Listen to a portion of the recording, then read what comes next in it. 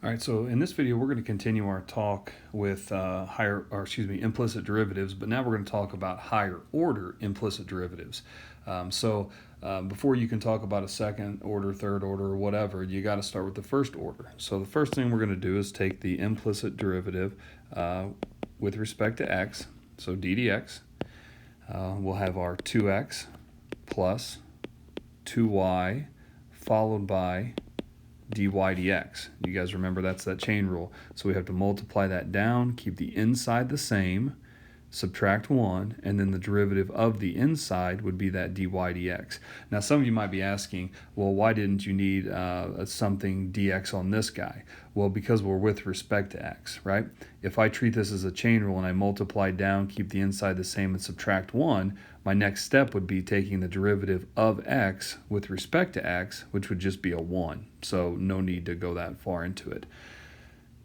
Now, on the right side, derivative of a constant is 0. And so if I solve this thing for dy dx, you can subtract 2x from both sides. You can then divide by 2y, which would give us a negative x over y for a simplified first derivative. Now, for the second derivative, the second order derivative with respect to x, I'll take this guy and I'll d dx it. In doing so, that's going to give us our d squared y over dx squared. Remember how the notation works. And then for this one, we have now a quotient rule. So for the quotient rule, we would have our low derivative high minus the high, and the derivative of the low would be our dy dx all over low. So again, we've got our low derivative high, all with respect to x, minus the high derivative low over low. So now let's clean this up a little bit. And if you remember, well, I'll tell you what, let me get this for next step written down before I get too far ahead of myself. This is going to end up giving us looks like x dy dx minus y all over y squared. Again, I just wanted to tidy up the parentheses a little bit. That turns out positive, so that's why I put it out front. This would be negative y there, and then our y squared.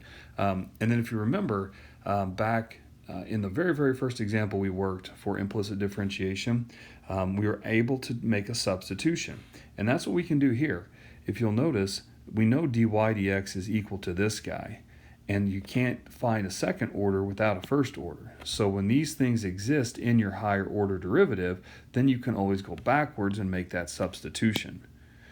So the d squared y dx squared would be an x times negative x over y minus y all over y squared. Now, I do want to clean this one up a little bit, and it's going to be interesting to see.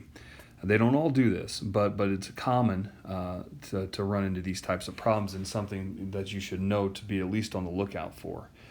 So if I clean this up a little bit, I get negative x squared over y minus y over y squared.